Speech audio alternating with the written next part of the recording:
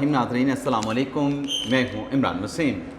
नाज़रीन, supreme court के 5 रुकनी larger bench ने जो आज आर्टिकल 63A नजर सानी केस की जो समाअत की है, जिसमें बानी तहरीक इंसाफ इमरान खान की 4 में से 3 दरख्वास्तों को मुस्तरद करने का अदालत की जानिब से फ़ैसला सादिर फरमाया गया है।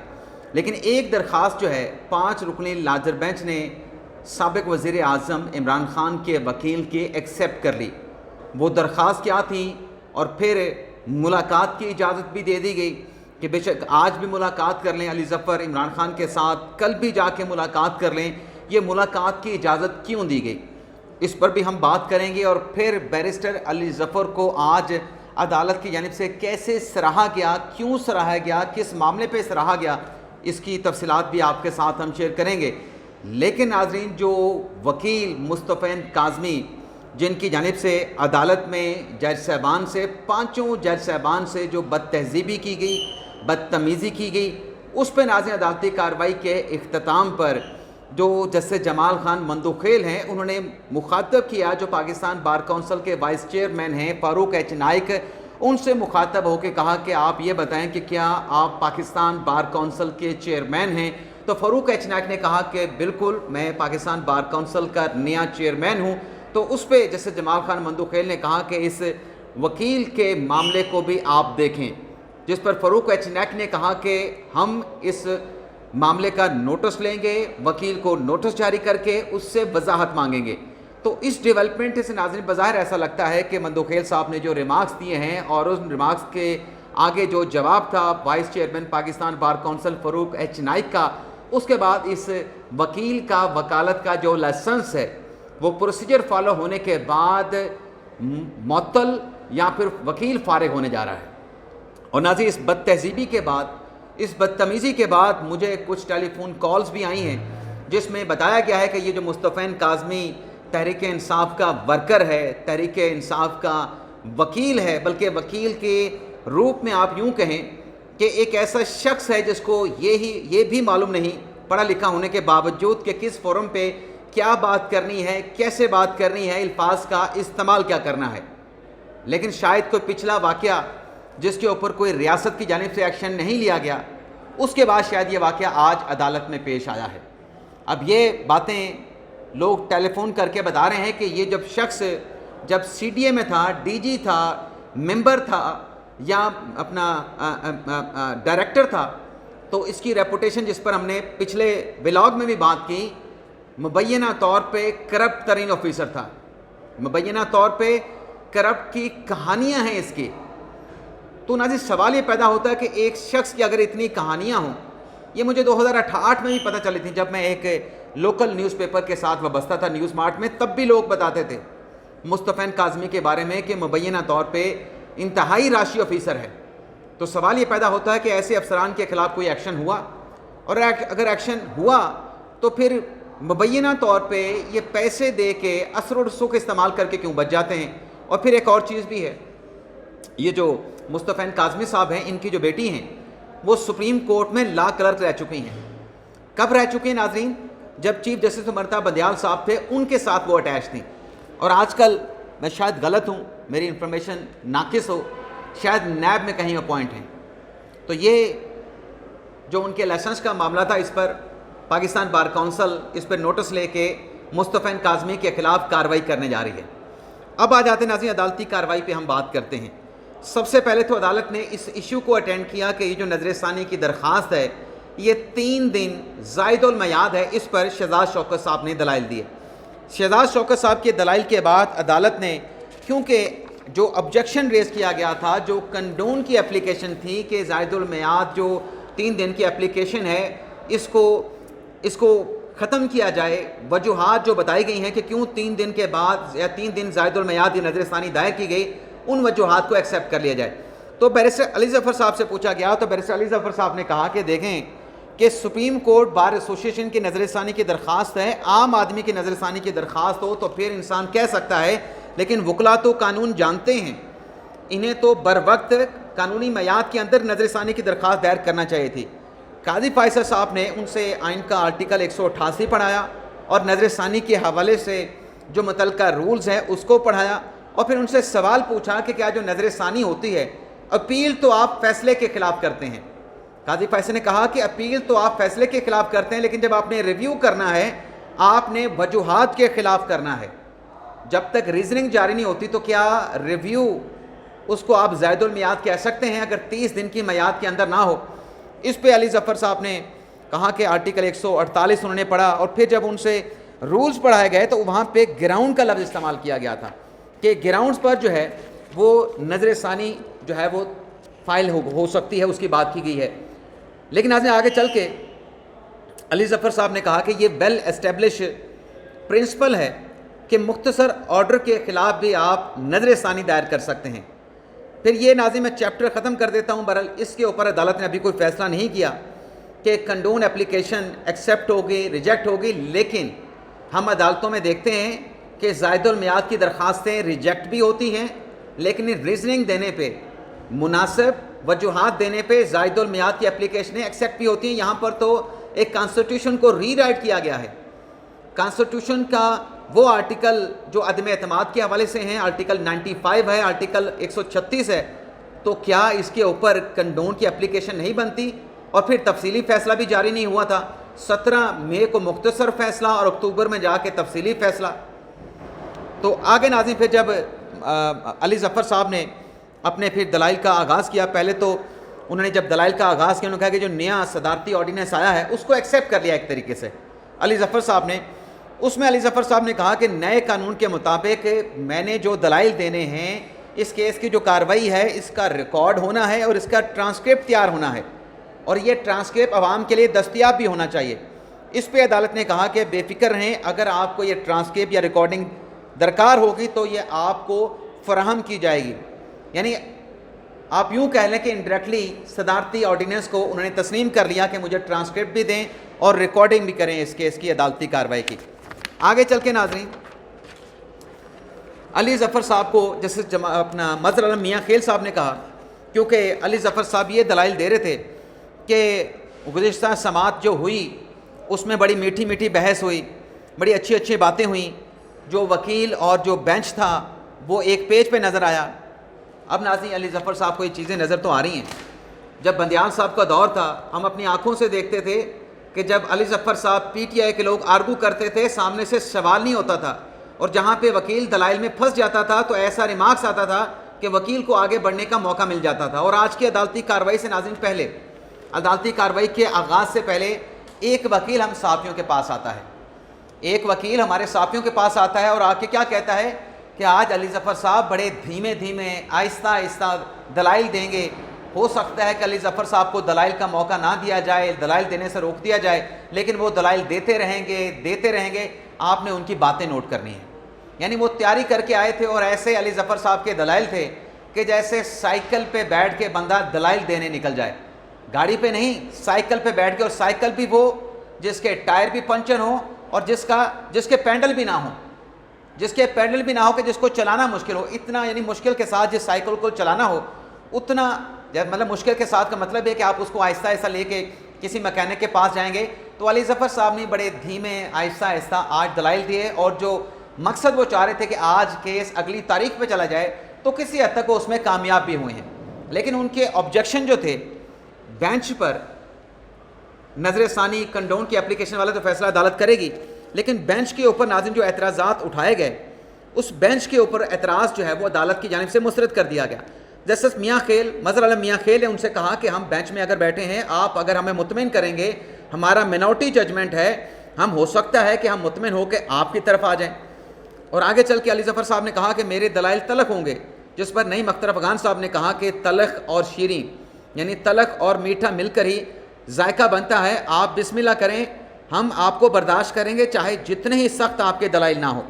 اس کے بعد ناظرین ملاقات کی بات کی علی ظفر صاحب نے کہ میری ملاقات نہیں ہوئی، میری خان صاحب سے ملاقات کی اجازت دے دیں۔ اس پہ عدالت نے کہا کہ آپ کل جب وقفہ ہوا تھا، عدالتی کارروائی کو آج تک ملتوی کیا گیا تھا، آج آپ ملاقات کر لیتے، آپ کو ملاقات سے کسی نے روکا تو نہیں تھا۔ تو علی ظفر صاحب نے کہا کہ مجھے عدالت نے ملاقات کی اجازت نہیں دی تھی، تو عدالت کا ظاہر سی بات ہے مطلب یہ تھا کہ آپ نے ملاقات کرنی تھی، ہم نے تو آپ کے کلائنٹ کے ساتھ ملاقات کی، آپ کو اجازت نہیں دینی تھی۔ اس کے بعد ناظرین مصطفین کاظمی والا واقعہ پیش آئے گا، اس کو میں آگے سکپ کر دیتا ہوں اور چلتے ہیں کہ جب دوبارہ عدالتی کارروائی کا آغاز ہوا، علی ظفر صاحب نے ناظرین اعتراض کیا بینچ پہ کہ جو منصور علی شاہ صاحب نے لیٹر لکھا ہے اور وہ کمیٹی سے الگ ہو گئے ہیں، اور وہ لیٹر پڑھنا چاہا پورا کا پورا منصور علی شاہ صاحب نے، منصور علی شاہ صاحب کا پورا جو لیٹر ہے علی ظفر صاحب نے پڑھنا چاہا، تو بینچ نے کہا، قاضی فیصل نے کہا کہ اگر آپ نے منصور علی شاہ صاحب کا پہلے تو آپ کنکلوژن پیراگراف پڑھ لیں، لیکن اگر آپ پورا لیٹر پڑھیں گے تو پھر آپ کو، قاضی فیصل نے کہا کہ میرا لیٹر بھی آپ کو پڑھنا پڑے گا۔ لیکن بہرحال علی ظفر صاحب کا نقطہ یہ تھا، جو وہ کہنا چاہ رہے تھے، جو وہ بتانا چاہ رہے تھے کہ یہ بینچ ٹھیک طریقے سے کانسٹیٹیوٹ نہیں ہوا، اس درخواست کو مسترد کر دیا گیا، اس درخواست کو مسترد کر دیا گیا۔ اور جو پہلے والا نقطہ تھا کہ آپ نے نوٹسز نہیں کیے متعلقہ فریقین کو، حالانکہ وہ غیر متعلقہ فریقین صدارتی آرڈیننس میں جو ریفرنس آیا تھا عارف علمی نے بھیجا تھا، اس میں کوئی فریق نہیں، اس میں کوئی فریق نہیں۔ تو یہ ان کا آرگومنٹ ویسے بھی ایک، آپ یوں سمجھیں کہ ایک نحیف، ایک کمزور آرگومنٹ تھا کہ آپ نے متعلقہ فریقین کو نوٹس نہیں کیے، صدارتی ریفرنس میں کوئی فریق ہوتا نہیں ہے، صدر اور عدالت ہوتی ہے یا پھر اٹارنی جنرل ہوتا ہے۔ تو یہ بھی مسترد کر دیا گیا، بینچ پہ اعتراض والی درخواست بھی مسترد کر دی گئی۔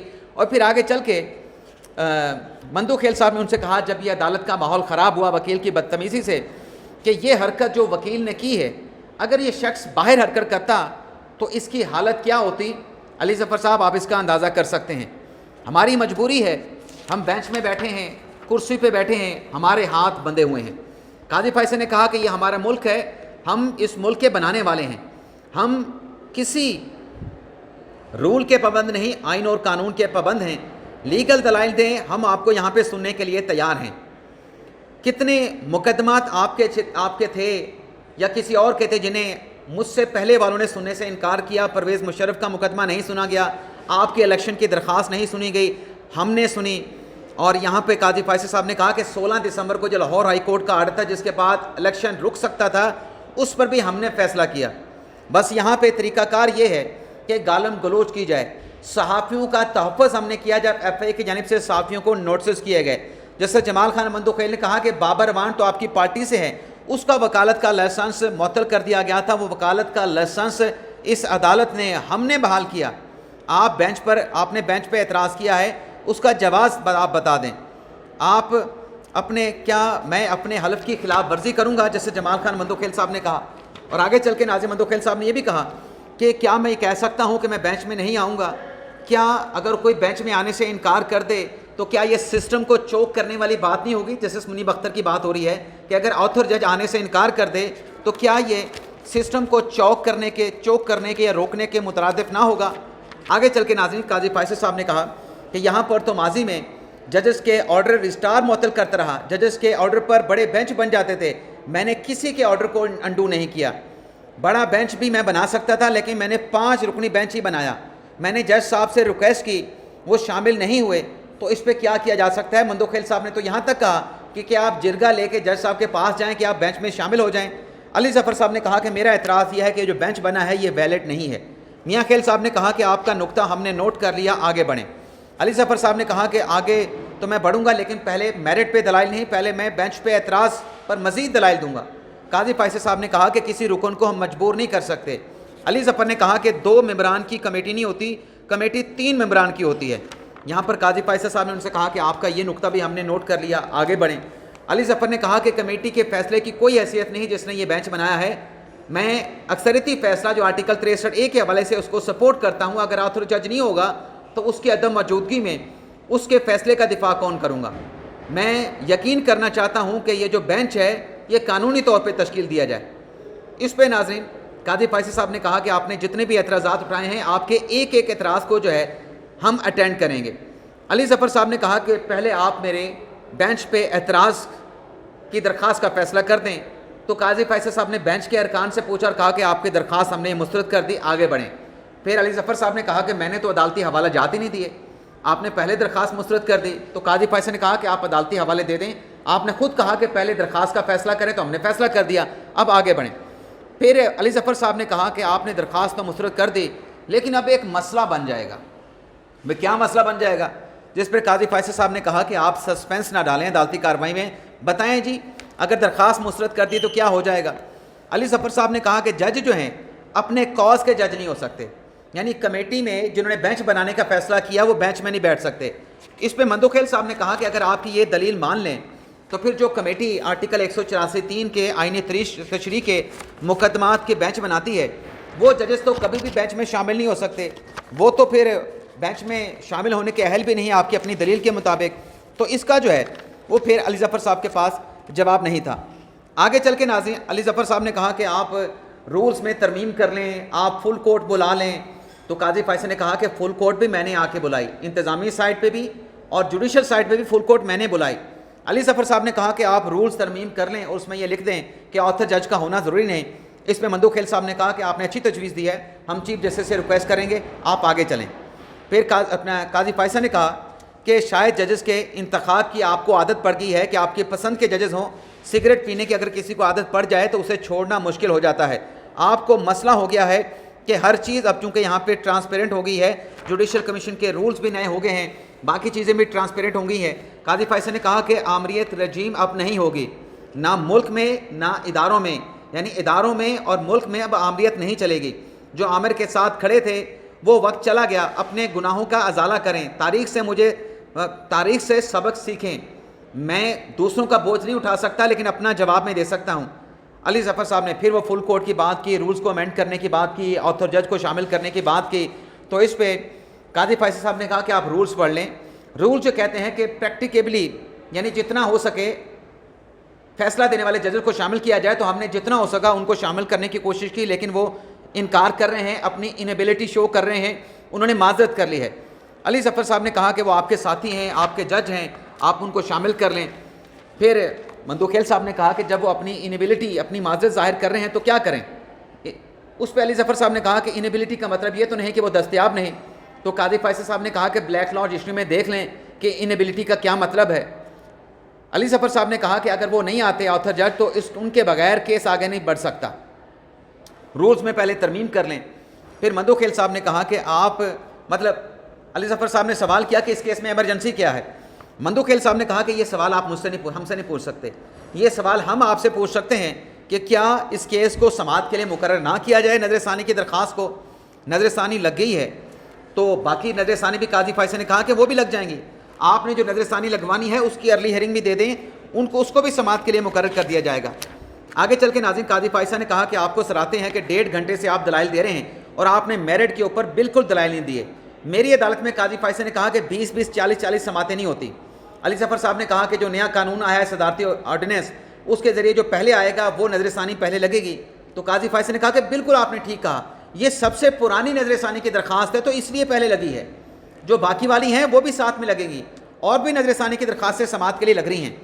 اور پھر ناظرین مندوخیل صاحب نے کہا علی ظفر نے کہا کہ مجھے میرٹ پر دلائل دینے کے لیے عمران خان صاحب سے کنسلٹ کرنے کے لیے وقت دے دیں، ان سے ہدایات لینی ہیں، آپ نے میری درخواستیں مسترد کر دی ہیں کہ آتھر جج کے حوالے سے بھی اور بینچ کی کمپوزیشن کے حوالے سے بھی، اور ایک اور بھی درخواست تھی وہ بھی آپ نے مسترد کر دی ہے، چلیں میرے کلائنٹ کے ساتھ آپ ملاقات تو کرنے دیں۔